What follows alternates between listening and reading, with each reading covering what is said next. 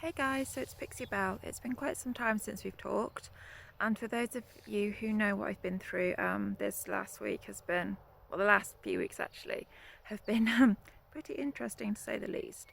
So basically, a few little things had happened, and the stress had built sort of up and up and up in my head, like it always does. I've got very good actually, unfortunately, of glossing over just how I feel. I'd spoken to a few medical professionals about my taking paracetamol, but nobody kind of seemed to take it on board. And I think I probably said, "Oh, this is what I've been doing," and then sort of glossed it over onto something else so that it wouldn't be picked up. And then it could be sort of ignored, and I don't know. So my previous week's bloods had actually been okay. I mean, they are never normal, but nothing alarming had shown up. So I went to the surgery on Tuesday. The nurse who always does my bloods did them, and then the senior sister, who I just love to pieces because she's brilliant, she said, "Oh, Pixie, can I have a quick word with you after your bloods are done?" And I said, "Yeah, that's fine." I said, "I'm really struggling. I could actually do with having a chat." So I had my bloods done and then got spirited away to talk to the senior sister, who knows me really, really well because we have talked for probably the last 5 years. So she knows pretty much everything about me. So I had my bloods done, got spirited away into this other room, and I said, "I've been having an issue with paracetamol." I think she thought I'd say like I'd taken like a couple like every night. So then I told her like the figures, and it was probably, I don't know exactly because it's been going on probably for about 3 weeks, probably about 200 paracetamol. I'm not proud. I'm not proud of what I've done. I'm not sat here gloating, going, "Oh, look at me! I took all these paracetamol." Woo, woo, woo. Sorry, excuse me, but I'm just by the busy road, so ignore the traffic noises. So I sort of said, look, I've taken quite a lot of paracetamol.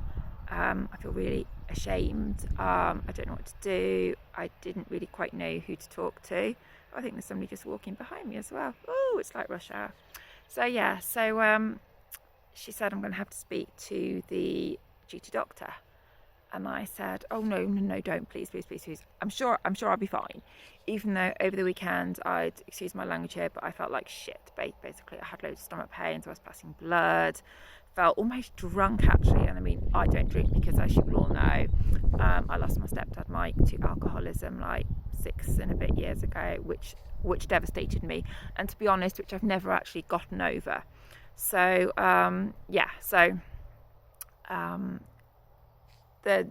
the sister was like gone for ages. So I'm thinking, right, I'll just pick my bag up and I'll quietly walk out of the place. Anyway, the sister came back and said, the doctor was on the phone to the hospital, and I was like, no, I'm fine. Having spent a lot of time there this year because of my blimmin' arm having been broken. I mean, that's another story that I'm still cross and upset about. But anyway, that's by the by. Oh, we have another car coming now. So anyway, so the doctor came and I said, "Oh, it's a good job it's not my actual doctor." I said, because he'd be bollocking me by now. Not in like a nasty way, but in like a, come on, Pixie, we really need to talk about this, and we need to address these issues, and you need to go into hospital. Because when he says something, I don't have the option of saying no. But anyway, the doctor who was on call, who was on call, is like the second in command there. Oh God, there's a tractor coming now. It's all go. And he said, "This is me bollocking you," but he does it so nicely. And he said, "Look, we cannot let this amount of paracetamol. Sorry about this. We can't let this amount of paracetamol just go, And I said, "Well, why can't the bloods that you've done here be sent to the hospital so they can check the paracetamol levels or the toxicity levels?" "Oh, no, because if anything happened and we hadn't done something about it, obviously, there could be major issues." So after a lot of drama, a lot of phone calls, I went into hospital on Tuesday dinner time. My lovely friend took me. Had loads of tests, had ECG, had more bloods, literally, and I hate bloods being done, so I've literally had like so many blood tests this week. Anyway, all the tests came back normal, But the consultant, who I didn't particularly take to actually, but anyway, the consultant said, you know, we can't let you go home in case your bloods get worse, because it's been a staggered overdose, which is worse because apparently if you take an overdose in one shot, you have bloods done, and if they're clear and if your ECG's clear, then you can go home, because obviously you've done it all in one hit. Whereas me, being me, and obviously special, had sort of done it over the course of time. So obviously the bloods I'd had done, they might have been clear for up till then, but obviously because I'd been still taking them the previous night, sort of adding to the levels, they couldn't let me go home in case I went into liver failure. So basically I had 3 drips. I couldn't tell you what they were called, but they basically zapped my liver and got rid of all of the toxins. Tuesday night, I thought I was going to die in hospital. My heart was literally going like 1,000 miles an hour. I couldn't breathe. I got really hot. Anyway, eventually I settled down and had about an hour's sleep. So I was crying my eyes out like 3 o'clock in the morning, saying, I've got to go home, I've got to go home. Anyway, there was a lovely girl who was in the bed next to me, and she didn't sleep either. So we literally just sort of talked and cried.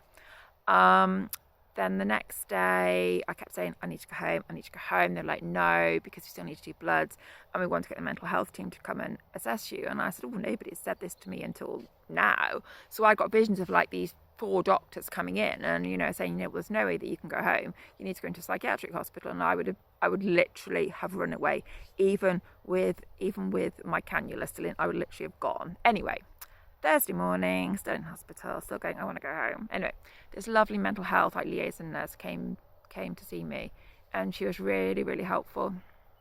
Went through a lot of stuff, a lot of triggers. A lot of it is because I've separated from my bear, and I know people might say, it's just a horse. No, it's not just a horse. A, because he's a bear, and because I just love him and I cannot live without him. And the last 2 months, and the accident was not his fault, and yes, it was him that kicked out, but it just was not his fault at all. I wouldn't even think about blaming him. It was the fact that we've been put in the most ridiculous situation by somebody, and unfortunately something gave, and that was A, my head, and B, my wrist. And so my poor bear has had to suffer the brunt of something that wasn't his fault, and so we are separated, and it is literally killing me every single day. It destroys me, and I can't even impress how much it actually does that, because it just does. So hopefully, I'm really hoping I get him back for Easter or the following weekend. I'm trying so hard to try and focus on things. I'm doing like small little baby steps so I don't get overwhelmed by things. But it's just been devastating, absolutely devastating. So I am obviously back home now because I'm out on a walk in the countryside. Look! Countryside alert.